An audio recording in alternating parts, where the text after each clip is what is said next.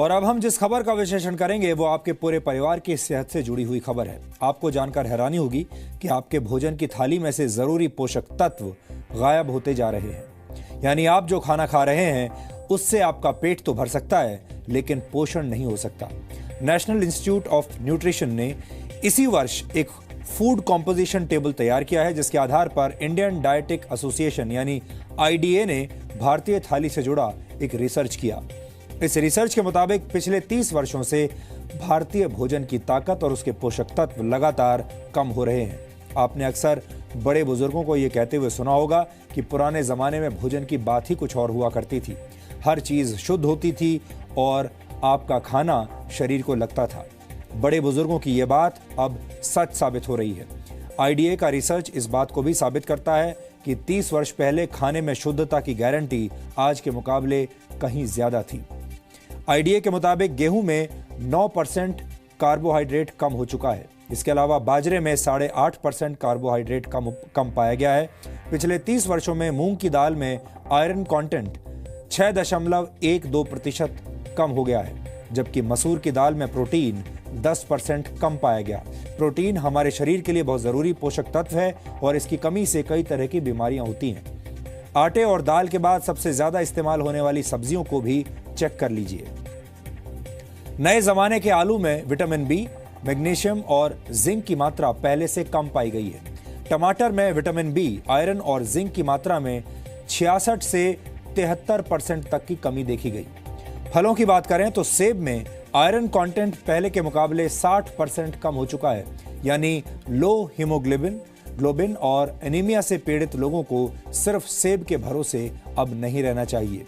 इस आंकड़े को देखने के बाद कई पुरानी कहावतों से आपका भरोसा उठ सकता है। अक्सर कहा जाता है an apple a day keeps the doctor away, यानी एक सेब हर रोज खाने से आप स्वस्थ रहते हैं और डॉक्टर से दूर रहते हैं।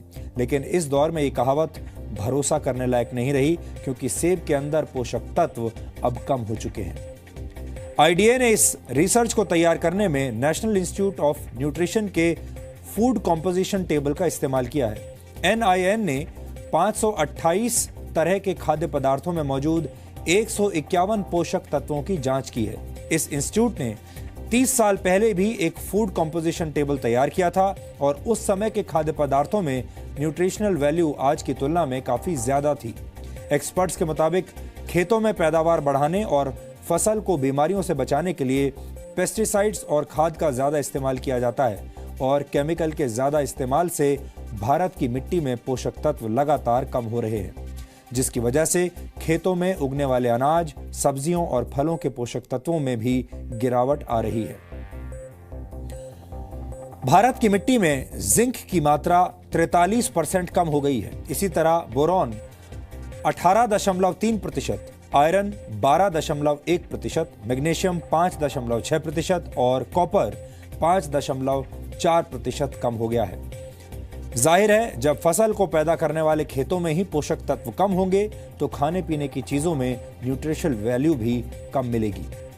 इस रिसर्च के मुताबिक ऐसे अनाज, फल और सब्जियां खाने की वजह से आपकी सेहत पर अब फर्क पड़ रहा है, असर पड़ रहा है।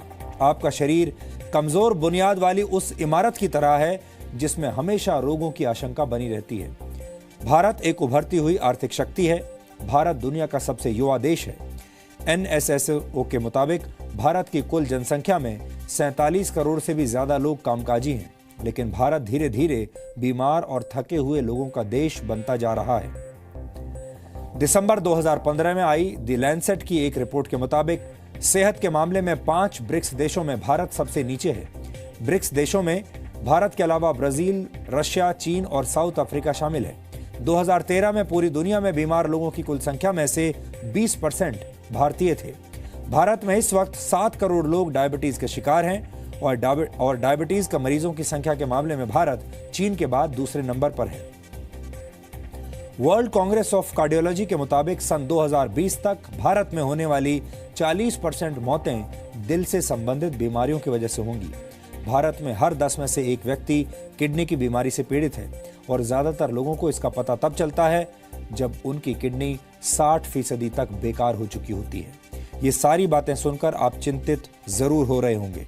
आप सोच रहे होंगे कि एक तरफ भारत के लोग बीमार हो रहे हैं और दूसरी तरफ हमारे भोजन के अंदर मौजूद पोषक तत्व भी कम हो रहे हैं। ये एक तरह से दोहरी मार है। लेकिन इस विषय पर हमारा आज का वीडियो विश्लेषण देखने के बाद आपको थोड़ा लाभ जरूर मिलेगा और आप ये समझ जाएंगे कि मौजूदा दौर में शरीर में पोषक तत्वों की कमी को कैसे पूरा किया जा सकता है। हर वो चीज जो चमकती है सोना हो ये जरूरी नहीं है। आपकी खाने की थाली पोषक तत्वों के मामले में आपको धोखा दे रही है तो ये भी हो सकता है कि चमकता हुआ टमाटर, चमकती हुई सब्जियां भी आपकी सेहत पर भारी पड़ रही हों। वैज्ञानिक चेतावनी दे रहे हैं कि मार्केट में अगर आपको टमाटर ज्यादा चमकता हुआ नजर आए तो बहुत मुमकिन है कि ये हाइब्रिड फार्मिंग के नाम पर केमिकल्स और आर्टिफिशियल वैक्स की देन हो। इनसे भी दूर रहने में भलाई है। रीजंस हैं, एक तो हम जिस तरह का एग्रीकल्चर करते हैं, जिस तरह की टेक्निक्स यूज़ करते हैं, बहुत इंटेंसिव है, तो probably there is not enough time for uptake जिसमें कि सारे न्यूट्रिएंट्स वहाँ पे एब्जॉर्ब हों। तो इंटेंसिव एग्रीकल्चर जो हो रहा है उसकी वजह से, और दूसरा जो कार्बन डाइऑक्साइड एमिट हो रहा है एटमॉस्फेयर में, जो अब बहुत बढ़ गया है, एमिशंस बढ़ गए हैं, वो एक रीज़न है that is affecting nutrient composition. ये सब सवाल खड़े हुए हैं इंडियन डाइटेटिक एसोसिएशन के आकलन से। दरअसल नेशनल इंस्टीट्यूट ऑफ न्यूट्रिशन ने 2017 के लिए फूड कॉम्पोजिशन टेबल जारी किया है। ये टेबल हमारे देश में अनाज, फल, सब्जी, इन सब में पोषक तत्वों की मात्रा का सूचकांक है। यानी एक रोटी में कितनी कैलोरी, दाल में कितना प्रोटीन और फलों में कितना विटामिन पाया जाता है, इन सब को जांचने का आधार यही आंकड़े हैं। नेशनल इंस्टीट्यूट ऑफ न्यूट्रिशन ने इससे 30 साल पहले ऐसा एक टेबल जारी किया था। इंडियन डाइटेटिक एसोसिएशन ने जब 30 सालों में आए अंतर का आकलन किया तो पाया कि खाने से पोषक तत्व यानी न्यूट्रिएंट्स गायब हो रहे हैं। ये हर चीज़ का अलग अलग जैसे देखा गया है, और बहुत जनरलाइज करना अभी मेरे लिए ठीक नहीं रहेगा, क्योंकि ये जो NIN ने अपनी फूड कॉम्पोजिशन टेबल्स 2017 में निकाली है, तो उस पर अभी भी लोग उसको देख रहे हैं, समझ रहे हैं और उसको पूरी तरह ये एब्जॉर्ब करने की कोशिश कर रहे हैं। तो उसमें जनरली ट्रेंड्स देखा गया है, जैसे दालों में भी प्रोटीन की मात्रा थोड़ी कम हुई है, कुछ कहीं कहीं जैसे आयरन की मात्रा की कुछ चीज़ों में कम हुई है, अंडे वगैरह में भी प्रोटीन कम हुआ है। यानी ऐसा हो सकता है कि सब्जी, सलाद, चावल, रोटी और फल से भरपूर होने के बाद भी आपकी थाली आपको सेहत के लिहाज से भूखा ही मार रही हो। आपका पेट तो भर रहा हो लेकिन सेहत वाली जरूरत आधी ही रह जाए। एक स्वस्थ पुरुष को पूरे दिन में 2320 कैलोरी की जरूरत होती है, जबकि एक महिला को 1900 कैलोरी की जरूरत होती है। ये जरूरत खाने में शामिल रोटी, सब्जी, दाल, सलाद और फलों से पूरी हो सकती है। एक पुरुष को दिन भर में 60 ग्राम और महिला को 55 ग्राम प्रोटीन की जरूरत होती है। इसके अलावा कैल्शियम की जरूरत 600 मिलीग्राम होती है, जबकि महिलाओं को पुरुषों की तुलना में ज्यादा आयरन की जरूरत होती है। एक महिला को पूरे दिन में 21 मिलीग्राम आयरन की जरूरत होती है, जबकि पुरुष को 17 मिलीग्राम आयरन की। लेकिन अगर अब आप ये सोचकर कंफ्यूज हो रहे हैं कि आपको कैसे पता चलेगा कि जो खाया वो तन के साथ साथ मन को यानी सेहत को भी लगा या नहीं लगा, तो जानकार ये सलाह देते हैं कि अपने खाने में सेहतमंद चीजों की वैरायटी लाएं। वैरायटी डाइट में लेनी चाहिए। जैसे प्रोटीन में स्प्राउट्स हैं, या प्रोटीन में जैसे पनीर है या सोया है, तो सिर्फ दाल पे ना डिपेंड करके साथ में आप कोई सोया या कोई पनीर ऐड करेंगे तो उसमें एक तो डिफरेंट काइंड ऑफ प्रोटीन मिलेगा और एक थोड़ा सा वैरायटी मिलेगी आपको, और न्यूट्रिशनल वैल्यू आपकी कॉम्पनसेट हो जाएगी। इसी तरीके से जैसे अगर आप कार्बोहाइड्रेट लेते हैं तो अब कार्बोहाइड्रेट्स पहले जैसे गेहूँ है उसमें कुछ विटामिन बी कॉम्प्लेक्स होता था, अब वो कम हो गया है, यानी 10% जैसे कि रिसर्च कह रही है कम हो गया है। तो वो 10% कॉम्पनसेट करने के लिए अगर वही विटामिन आप फ्रूट एक्स्ट्रा ले लें, या जैसे आप कोई सैलड एक्स्ट्रा ले लें या वेजिटेबल जूस एक्स्ट्रा ले लें, तो वो कॉम्पनसेट हो जाएगा। अगर आप सेहतमंद खाना खा रहे हैं यानी प्रोसेस्ड और जंक फूड से दूर हैं, तो आपकी सेहत को खतरा थोड़ा कम है। लेकिन अगर आपके बाल तेजी से गिर रहे हैं, त्वचा पीली पड़ रही है, नाखून टूट रहे हैं और आपको हर वक्त कमजोरी का एहसास होता है, तो हो सकता है कि आपकी सेहत की जरूरत पूरी करने के लिए आपको मल्टीविटामिन्स की जरूरत पड़ जाए। सबसे पहले तो जैसे कि आप पैकेज्ड फूड कम लेके, अगर आप सीजनल जो फ्रूट है, वेजिटेबल है और खाना है, अनाज, वो ज़्यादा लें, सीजनल जो आपका खाना है। दूसरी चीज़ ऑब्वियसली है कि जैसे कि आप अपनी डाइट में जो एक पुरानी जैसे हरी चटनी है या जैसे कि सैलेड है, ये सारी चीज़ें और इंक्लूड करें, ताकि अगर एक तरफ से प्रोटीन और कार्ब मिल रहा है, दूसरी तरफ से आपको विटामिन मिनरल मिले। देन अगर डेफिशिएंसी बहुत ज़्यादा बढ़ गई है और कमज़ोरी आ गई है या दिख रहा है कि प्रॉब्लम्स आ गई हैं, तो फिर हो सकता है मल्टीविटामिन्स भी लेने पड़े। खाने से पोषक तत्व गायब होने के पीछे सीधी वजह है मिट्टी से गायब हो रही ताकत, यानी उसकी उर्वरा शक्ति।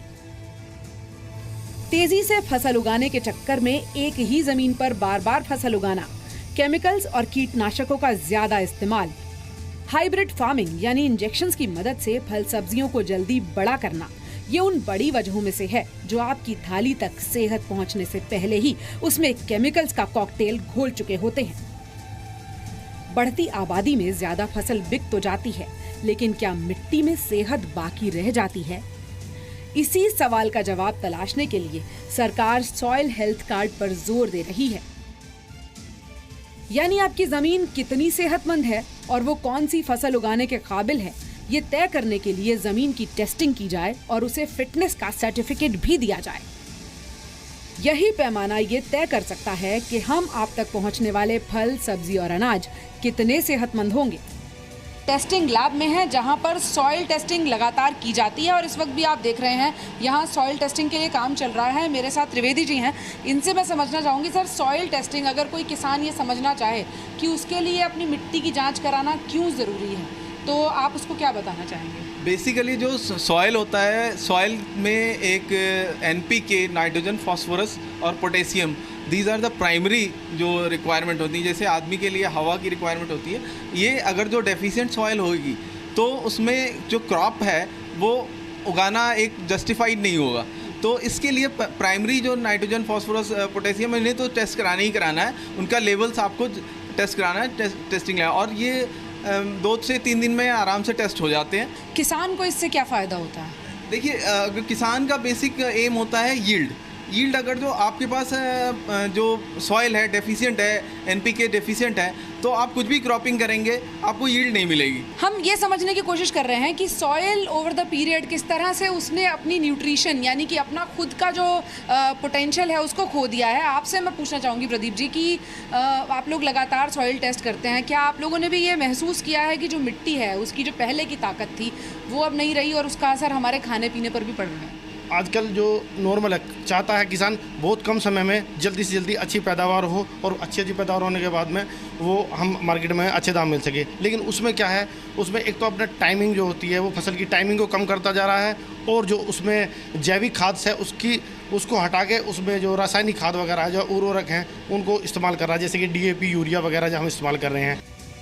इन्हीं वैज्ञानिकों ने टेस्टिंग के दौरान ये भी पाया कि जमीन खतरनाक केमिकल्स, खराब हवा और जहरीले पानी से बर्बाद हो रही है, तो वहां से उगने वाली सब्जियों को सुंदर दिखाने के नाम पर उन पर होने वाली पॉलिश भी उन्हें बर्बाद कर रही है।